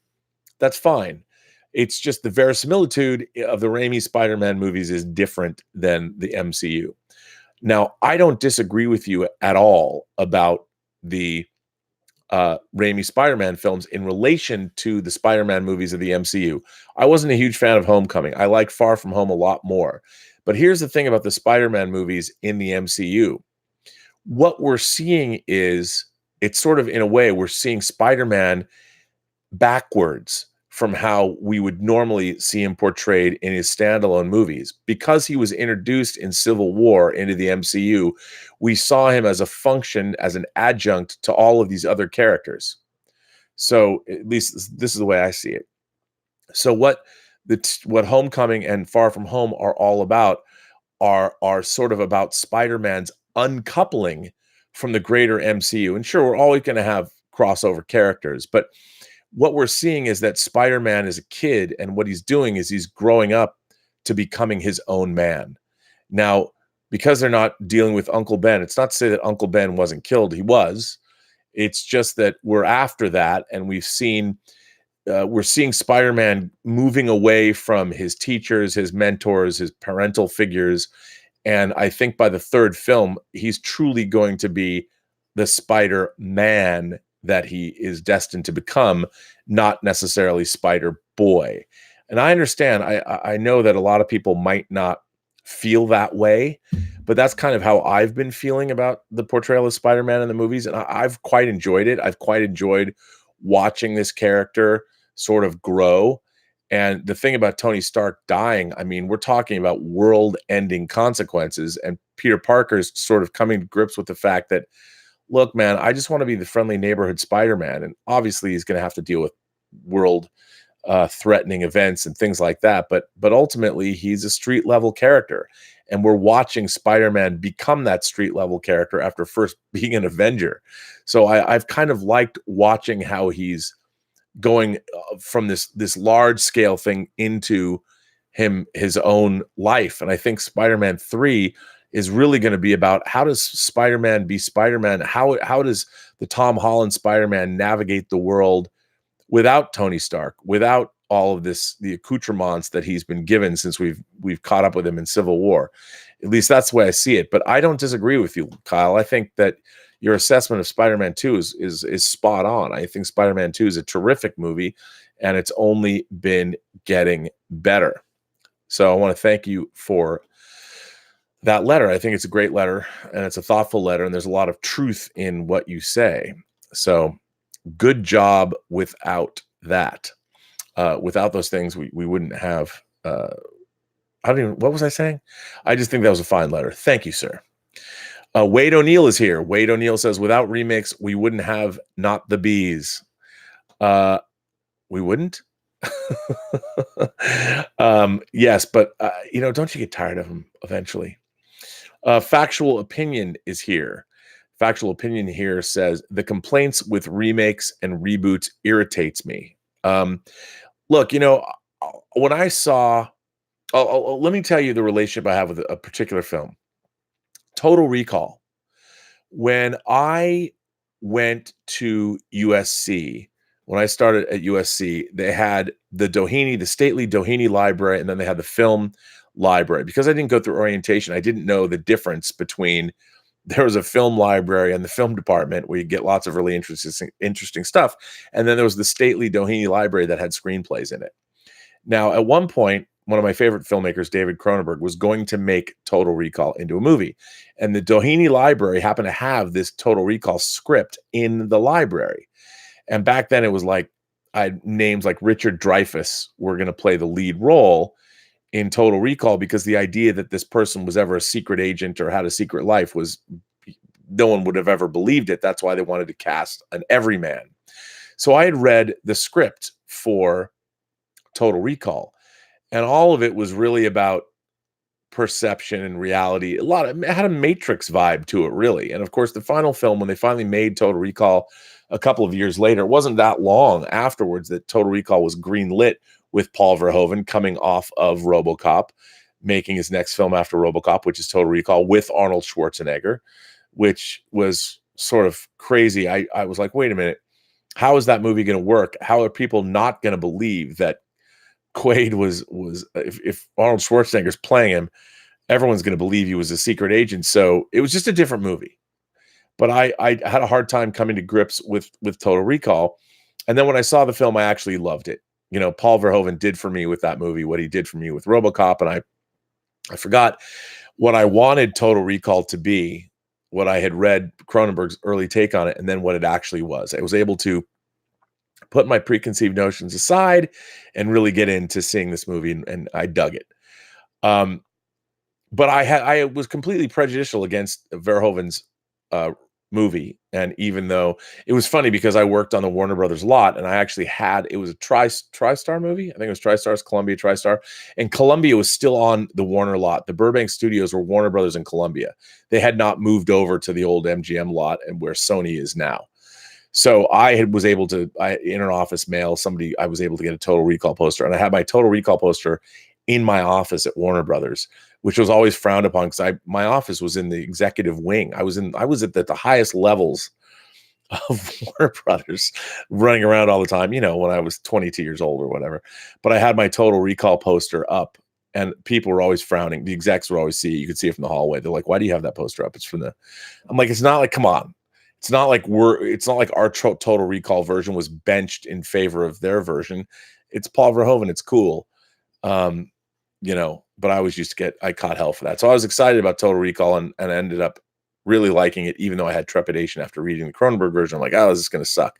But when I saw the remake of Total Recall, which, by the way, is a handsomely made movie with Colin Farrell, I was watching this going, man,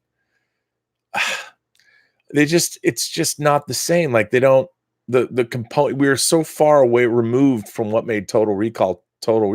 I just was perplexed by what had happened. And that irritated me. I wanted something it's funny because in a way, you could have called The Matrix Total Recall, instead of, do you know what Total Recall? The only way to know what Total Recall is to have Total Recall, have the red pill or the blue pill. You could have, because The Matrix was more about Total Recall than the Colin Farrell remake of Total Recall was. And if a remake has something else to say, if they're going to take us in a different direction than where we've been, I'm all for remakes and reboots, because why not? That's cool. But come up with a new take. Nobody ever seems to do that. It's like, well, we're going to reboot this, but we can't stray too far away from what it was. We have to kind of stay.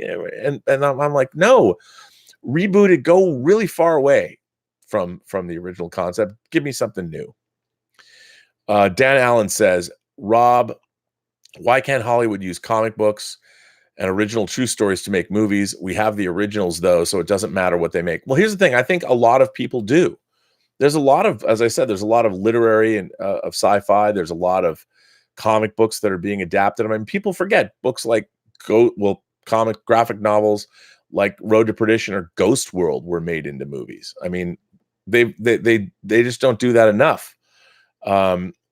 Look, if somebody gave me an unlimited, like I've said before, if I was given $1 billion or if I was given $500 million, I would go make 10 movies. I'd make 10 $50 million movies that are based on novels. All of them, all 10 of them would be based on novels, probably. And they would all make money. Guaranteed. I'd do that. And because I know which ones would make money. I know for a fact. I just don't own them, and it's hard for me to acquire them. But if I had 500, if my dad did what he did for Megan and David Ellison and gave them each $500 million to start their film companies or whatever, if I could start Annapurna, there's 10 books I would go out and go buy right now and make them into movies, and I'd make a fortune. And I think Hollywood's trying to do that. Just nobody in Hollywood's nobody wants to actually stake their reputation and go, we should make that, we should make that, we should make that. Everybody needs to second guess everybody. I know. I know for a fact. And yeah, that's arrogant for me to say, and I'm never going to be able to prove it, but I bet I could do it. But I think, look, everybody wants to make good movies. It's just that making good movies now is harder than ever before because of the financial risks. It's kind of a bummer. Just Plain Steve says, how about the 1998 Godzilla? I'm terrified to watch it now, but I remember having so much fun seeing it when it came out. God help me, Rob. I even bought the Taco Bell cup holder. Did you like it? Well, first of all, Godzilla, coming off of the success of Independence Day, Dean Devlin and Roland Emmerich followed up Independence Day from 1996 with their 1998 Godzilla. It had one of the greatest marketing campaigns ever. Size does matter. The trailers were great. I mean, back then, Independence Day and Godzilla were the two best marketed movies I could remember in my lifetime. And I found Godzilla to be very schizophrenic. And on one hand, it was pretty goofy. There was a lot of goofy character stuff in it that I kind of like, okay, I get it. There's some goofy character stuff in American Godzilla movies. I mean, in Japanese Godzilla movies. My problem with Roland Emmerich's Godzilla is that Godzilla is not in the movie. You know, they've tried to give us this real world explanation of why this giant iguana exists. nuclear testing like the real Godzilla. I get that. But Godzilla, even in the first Godzilla, Godzilla has, as I've said many times before, what a lot of Asian genre movies have: whimsy. And the 98 Godzilla movie could not decide on the tone. None of the character stuff, it was all Independence Day. It was kind of goofy. It's kind of goofy and funny, and I understand what they were going for, but then they tried to have this really realistic take on the Godzilla.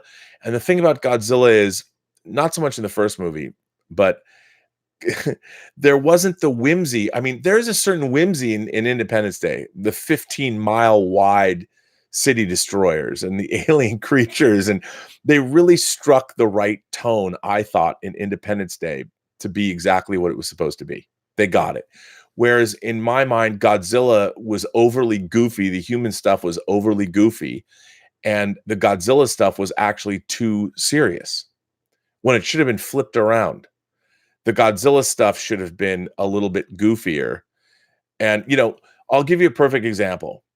One of my favorite examples of this in terms of tone, in terms of storytelling, in terms of movie making, Back to the Future.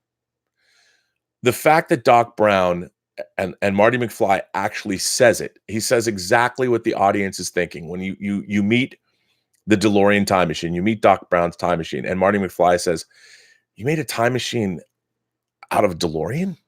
Like, right then and there, a character is acknowledging the whimsy and the fun of the premise. The entire premise of the movie is a DeLorean time machine, and then, of course, the adventure we go on.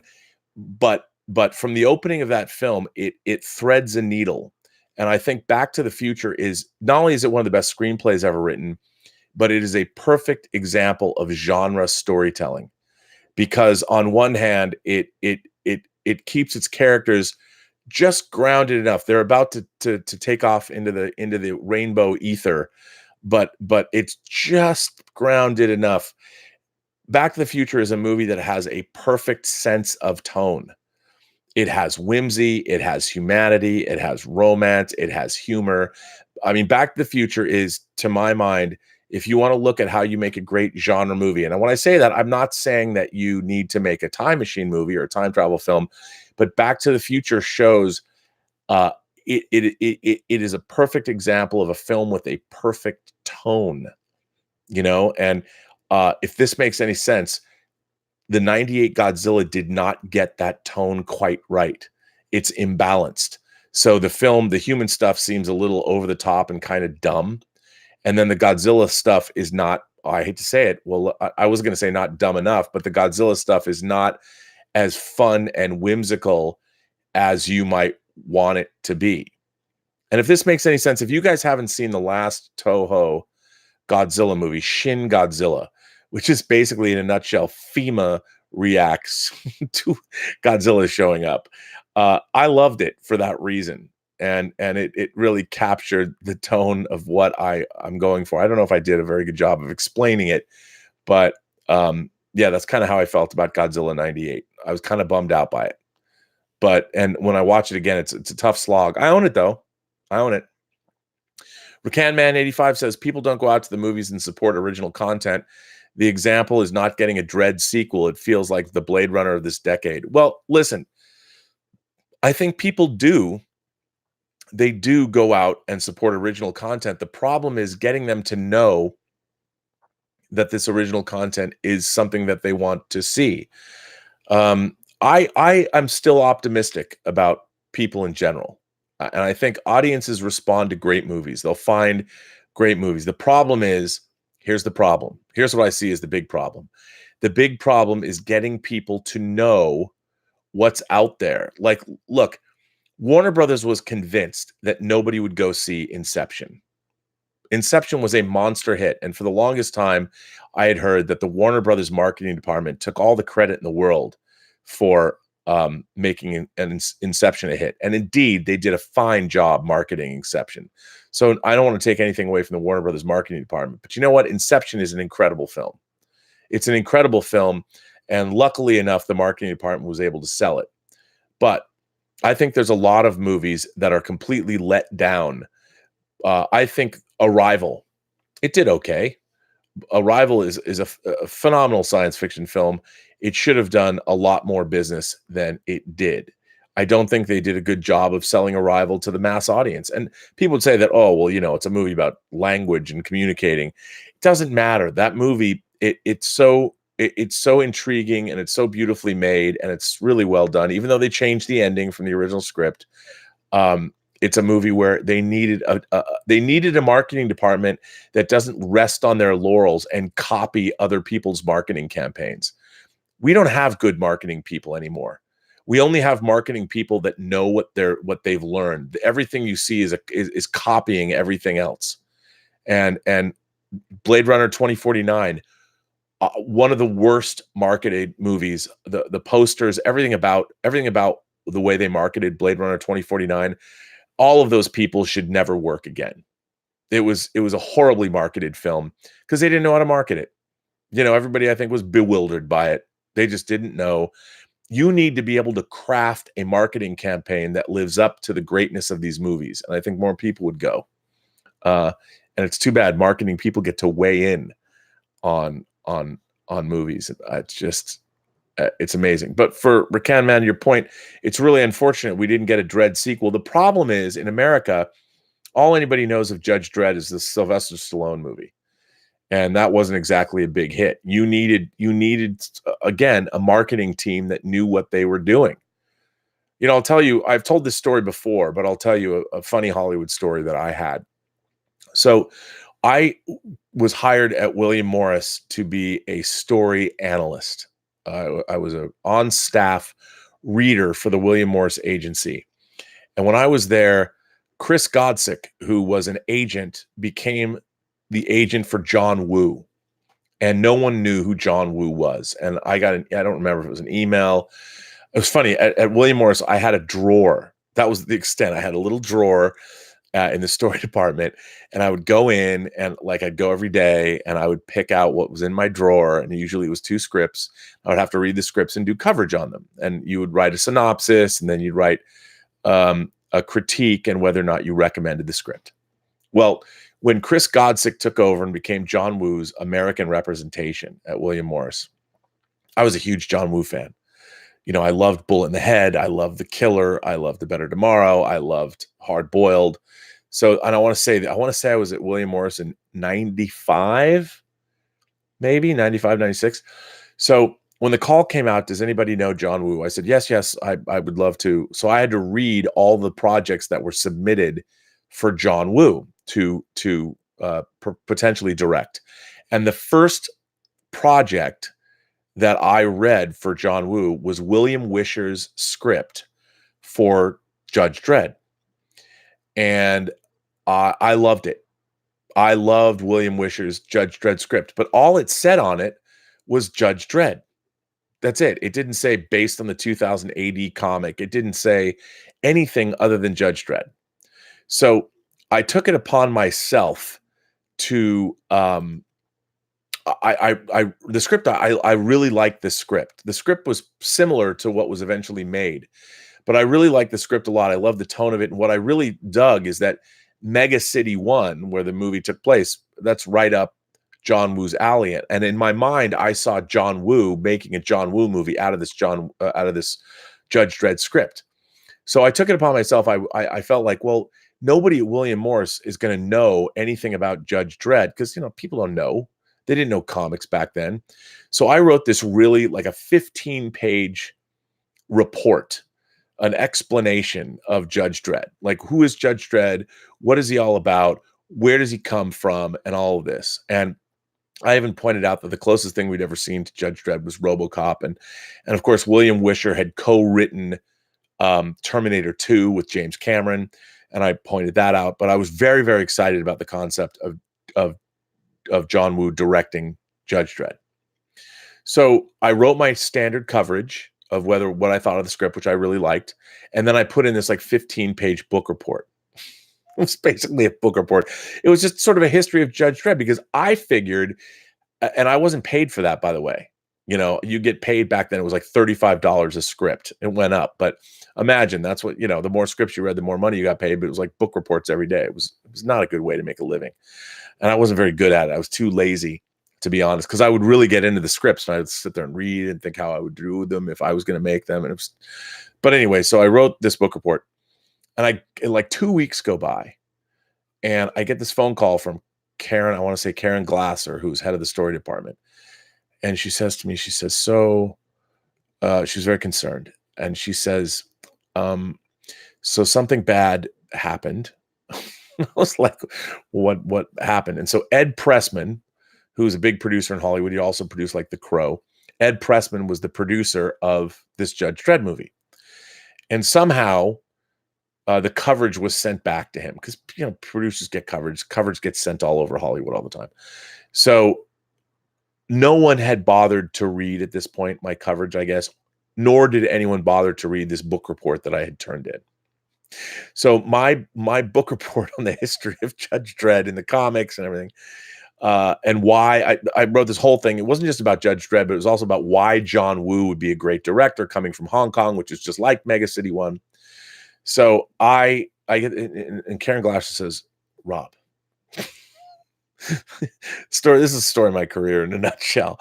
She's like, Rob, you know, nobody really needs to know anything about anything other than, is the script a good script, and is it right for a William Morris client? That's all anybody wants to know. And I'm like listening to her, I'm like, am I going to get fired? And I didn't get fired, not then at any rate.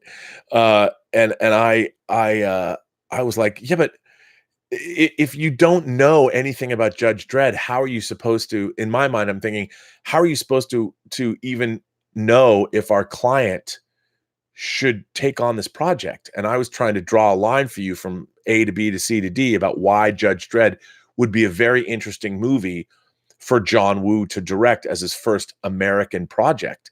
I thought it was a perfect fit. And Karen's like, like, I was overstepping. This was I was a script reader. I was a story analyst is what they called us.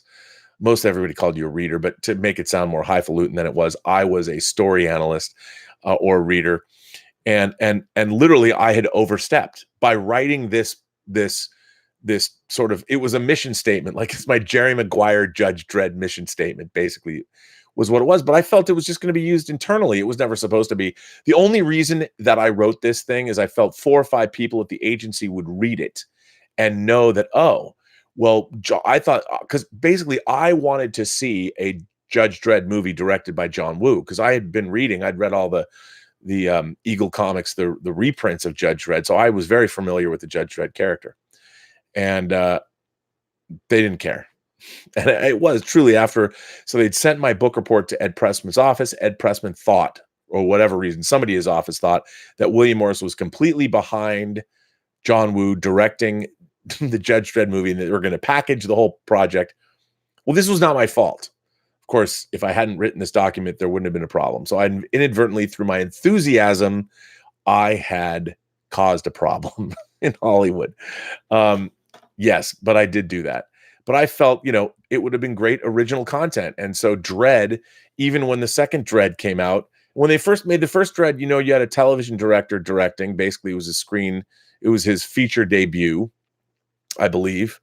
And, you know, you had Sylvester Stallone, and then they had to give him a funny sidekick. And that was not, the tone of that movie was shattered from the way it was originally written. And then the approach to Judge Dredd is like, let's set it in an unbelievable movie world where everything is heightened. And the thing about RoboCop, for instance, was you had incredible satire, but you also had moments of real world humanity. Well, the Judge Dredd movie dispensed with all of that. That's why it's really interesting to compare and contrast the Stallone Judge Dredd with the Carl Urban Judge Dredd. And you can see how Judge Dredd should have been done correctly. And unfortunately, to this day, most people still don't know anything about the Judge Dredd character. I mean, can you imagine if they tried to do like Judge Death? That would have been crazy. I'm sorry, I've gone off on a total tangent. Just thought I'd share that story about Judge Dredd with you.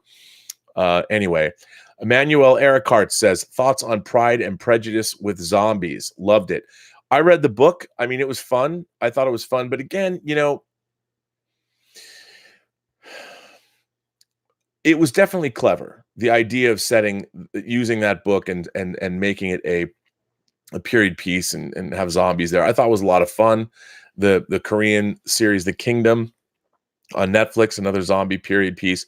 Really liked that. So it was good. I thought it was good. The book was good.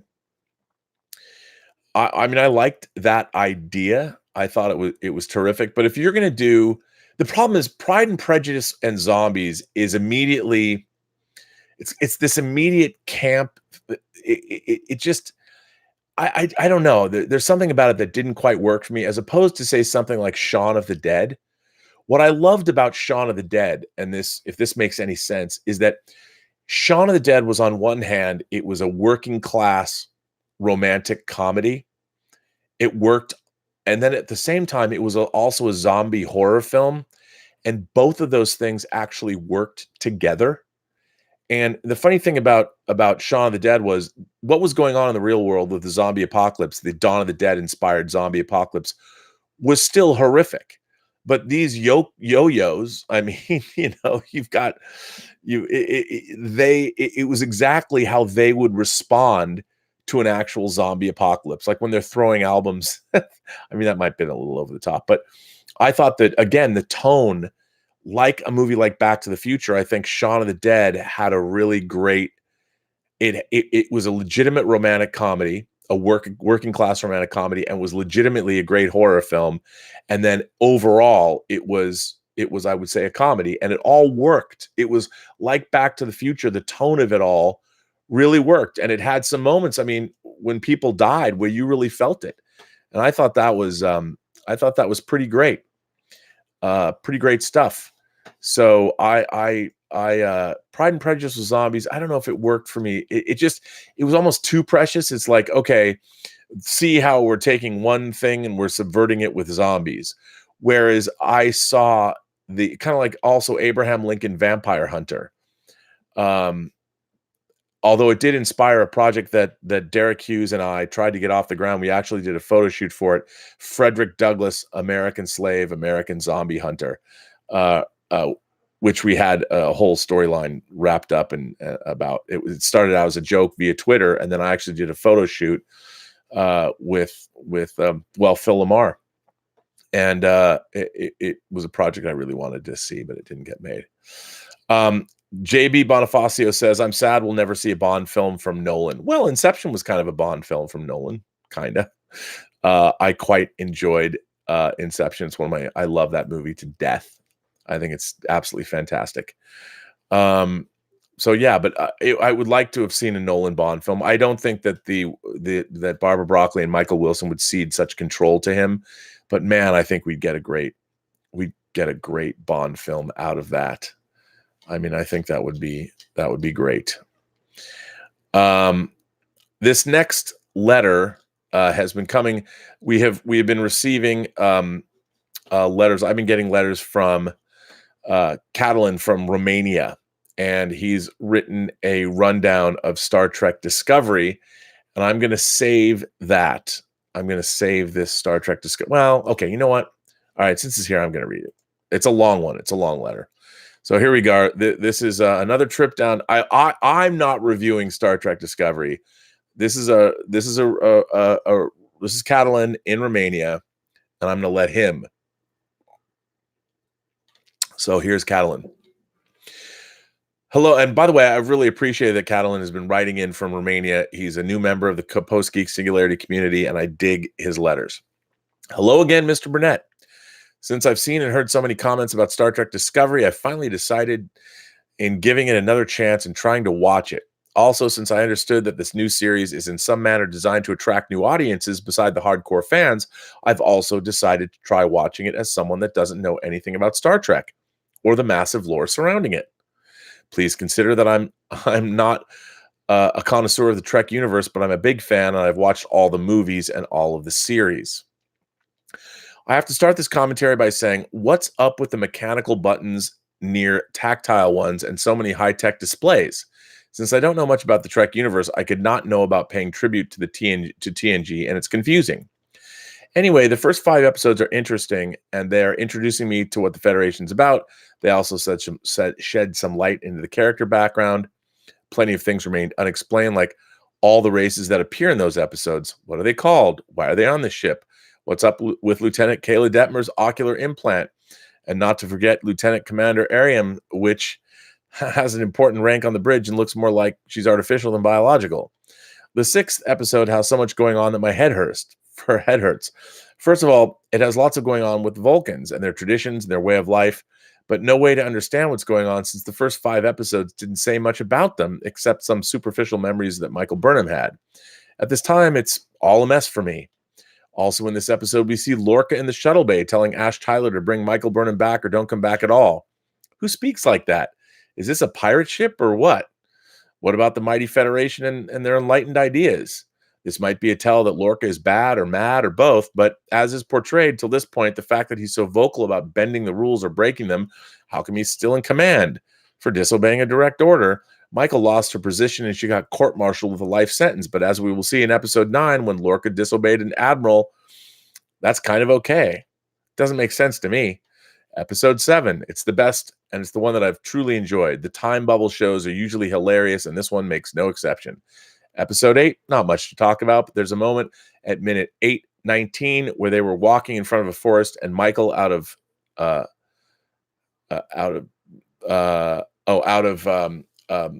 don't know what you're writing here. I guess Saru starts making really big steps, almost jumping. She wanted to step on only rocks or something, like she has OCD. I don't know what's going on, but that sequence is off. Episode 9. Yeah, it's the one where Lorca disobeyed an admiral's order, but also invited to receive the Legion of Honor medal. I'm confused as to what it means. Is it good or bad? Episode 10. This is one's bugging me like hell. As an old-time fan of Star Trek, I'm thinking this is it. This is the moment where the series begins on an entirely new universe where the exploration of the long way back home starts just like Voyager. But no, they want to infiltrate the Terrans, which are portrayed to be ruthless and enemy number 1 of the galaxy. And so the morality of the Federation is poof, gone. One target, one goal, no discussion, no remorse. What the hell am I watching? It's like Rambo and 007 gave birth to one badass, fully armed spy, Lorca. If that isn't enough, by the middle of the episode, they've rebranded the series with new uniforms, a new ship name, like they were prepared for this. I know all about the data cube, but this was so convenient to find all the information about everything. Do they have replicators, a tailor on board for all these new uniforms? Episode 11. For a few episodes now, the show relays to us that something is lurking inside Ash Tyler. This is the episode where I become more confused. Is it Ash Tyler inside of a remodeled Vok, or Vok inside Ash Tyler? What the hell happened? And what the hell is this psychic graft? Episode 12. This is the way to create anticipation, engagement, and mystery. Like a goddamn Pokemon. Yeah, Lorca, he's not only a bad man, he's from this mirror universe as well. They had to make this series so confusing till now, only to hide this fact. If we knew this from the beginning, in my opinion, this would have resulted in a far better story. Episode 13. For such a mastermind, Lorca gets stupid like my guinea pig when he gets carrots. And yes, he gets stabbed with a big sword by his nemesis, the Emperor, the ruthless Emperor that agrees to let her capital ship, her title, and her ruling be destroyed because she gave her word. By this time, I think she has more integrity than any of the other characters on this show. She's straightforward and a fair game player. Is this what a galactic emperor is or aspires to be? Also, this episode explains that the Terran Empire uses the Mycelian network as a power source that actually is destroying the network and could result in a total annihilation of the multiverse. But hey, they only want to rule the galaxy now. They don't care about it tomorrow, right? Episode 14, it's shown us that it's simpler, easier, and faster to grow the mycelium spores on a planetary scale than inside a cargo bay. Why? Just because. Why not? It's nice for special effects. Actually, that's kind of a throwback to the original idea of the mycelium network, which was as a terraforming device. Episode 15, again, the Federation ideals presented in the first episode are butchered, and they're going with mass murder, and thank God for the twist. They wake up from the dream of the Federation destroying an entire planet with a hangover and find an alternative solution for the problem. For me, this episode moved me. I've understood it all. When you have to do a job and a hammer is not enough, well, use a bigger hammer. Thoughts as a person that has no idea about the Star Trek universe? Oh, it's a nice sci-fi action movie with too many twists. Love the CGI. Didn't understand much. But maybe the next series will enlighten me, and it doesn't since it had a big change of pace. The character development's terrible. Thoughts as a person that loves Star Trek? Where do I start? It's a series that has no identity. Who cares if this is before TOS, if it doesn't feel and look like a prequel? The Federation exists in this series, but it's something else entirely. Okay, maybe it's in its infancy, but I can't feel any connection to what I know. For me, the only characters that aren't all over the place are Tilly, the funny ensign, and Paul, the mad scientist. I can relate to them. What about the exploration? What about being the good guy, the nice, polite guy? What about the message? Yeah. What message? How come an entire crew of the best Starfleet can offer, a Federation crew, are just puppets and they act so casual about it? I could go on forever. My overall impressions of the first season: the computer voice sounds strange, less artificial, more casual, like in line with sci-fi comedies. Like for me, when she talks, I expect her to finish with a joke. I don't understand where we are in the timeline. For such an expensive series, I expected more than CGI. In this series, they entirely removed the soul of Star Trek. I forced myself for a week and a half to see the first series. To be honest, I don't know if I've got the stomach to go for the second half. But since I understood that the series changed direction, who knows? P.S. Since we're talking about Trek, my favorite series is The Next Generation and Voyager, but you don't refer too much about Voyager. What are your thoughts on the series? I'm asking because when you explained to Miss Willow Yang about the Star Trek series, you haven't mentioned Voyager at all. And considering the fact that she has a scientific point of view on things, in my opinion, Voyager was the most scientific-based series. Like always, best regards from Europe. Well, Catalin, I want to thank you. I love getting your letters all the way from Romania. Thoughts on Voyager. Here's my problem with Star Trek Voyager. First of all, it's a copy of a copy of a copy. It is a show that is made up of Star Trek tropes. You know, we've got the half human, half alien, which is, of course, B'Elanna Torres. She's half Klingon, half human. Then we've got the doctor, the holographic doctor, who basically ultimately wants to be a human, I think. You've got the captain, you've got the first officer. It's just a bunch of Star Trek tropes that have been mixed and matched in different ways. And here's the thing that really bothered me the most about Voyager. It has a great premise. A Federation ship blasted 75 years away at full warp, so it's never going to come back. They're stuck in the Delta Quadrant.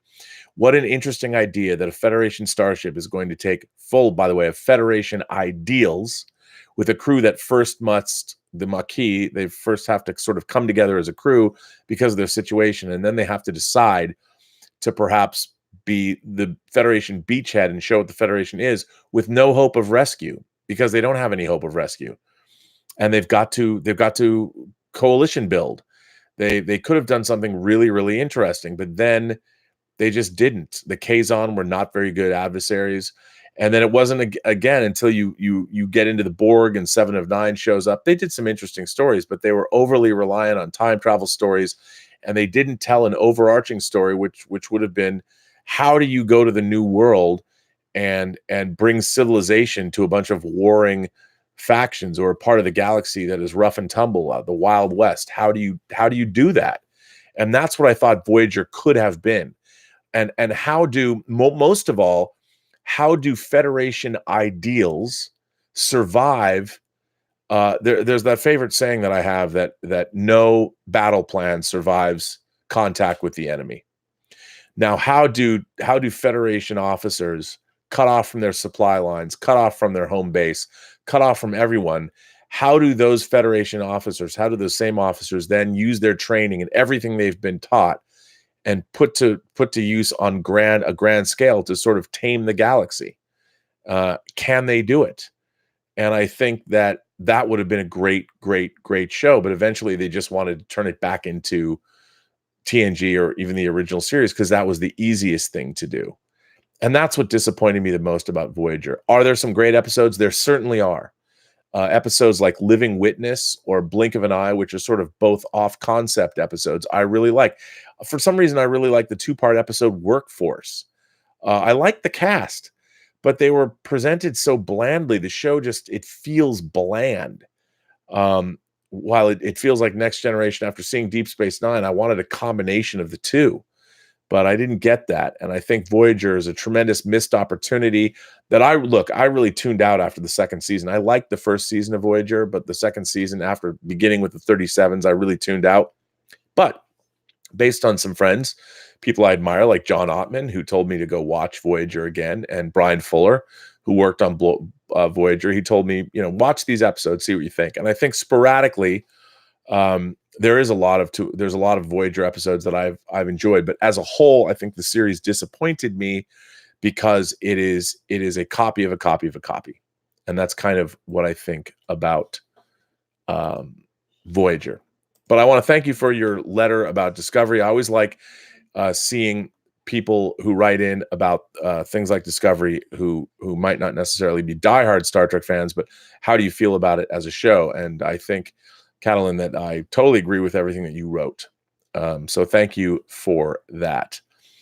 Very much, very much. And, you know, Emmanuel Ericart said, in my opinion, remakes are better than sequels. Remakes, wait a minute. I didn't read this one.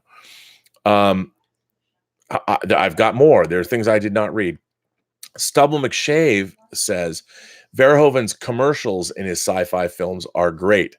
For those of you who don't know, both RoboCop and Starship Troopers kind of have media breaks, which I really liked. I thought those were terrific. And I agree. There's great satire in them. I mean, he's skewering so many different things. Nukem. I love that game. Or the 6000 SUX. Some of it was a little over the top like that, but it was still very, very funny. Big fan. But that's Verhoeven's sensibility.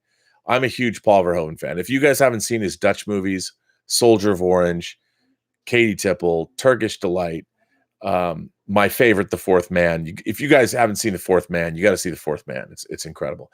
And of course, I love RoboCop, and I love Total Recall, and I love Basic Instinct. The Hollow Man, Starship Troopers, I love. He went back and he made Black Book, and then he made Elle with Isabelle Huppert. So he's had a great career. I hope he makes one more movie. I mean, he's got to be pushing 80 if he's not already 80. Let's see just how old Paul Verhoeven is. I want to know. How old is he? He's got to be up there. Let's see. Paul Verhoeven. Oh, yeah, he's getting old.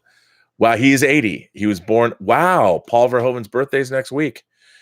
He was born on July 18th, 1938, which is, he remembers World War II. So, man, he's going to be 80. I would love to see him make one more movie because I'm a huge fan. Of course, I've told the story. I've met him a couple times, and he was a great guy. Emmanuel Ericart says, in my opinion, remakes are better than sequels. Remakes end up being their own thing. Sequels touch on the original material, changing and evolving how they want.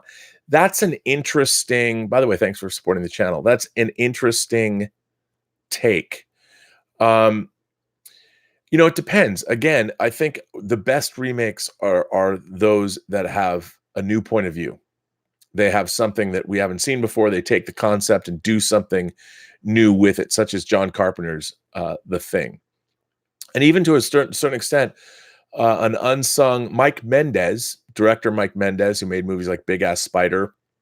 He has been doing some Trailers from Hell commentary. He recently did a Trailers from Hell commentary. I think it dropped last week. He did a Trailers from Hell commentary about Chuck Russell's remake of The Blob that stars Kevin Dillon. Got to check that out. It's pretty good. I like the remake of The Blob. I think it's great. But I think you're right. I mean, remakes can be better, but then sequels can be also great too. The world's great sequels. I mean, The Road Warrior or Mad Max 2 and the rest of the world. The Road Warrior is one of the great sequels. It took what we liked about Mad Max and made it even better. And sequels, I think Empire Strikes Back, as a sequel goes, was better than we had any right to think it might be. Godfather 2, amazing sequel. Road Warrior was also an amazing sequel. Blade Runner 2049, an amazing sequel. And I think the best sequels are the sequels that also exist as movies in their own right. They can exist alone. So yeah, I think that's important. I think it's really important. So yeah, but that's interesting that you like remakes better than sequels. I think both have been both bad and both have been good. So there's been good and bad.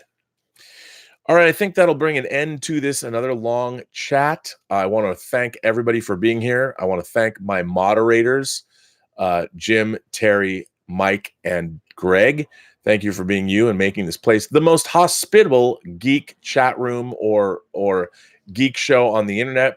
All of you imagination connoisseurs, the Post-Geek Singularity, all you guys make this what it is. Guys, girls, gentle beings, non-binary people, aliens, however you want to identify yourself.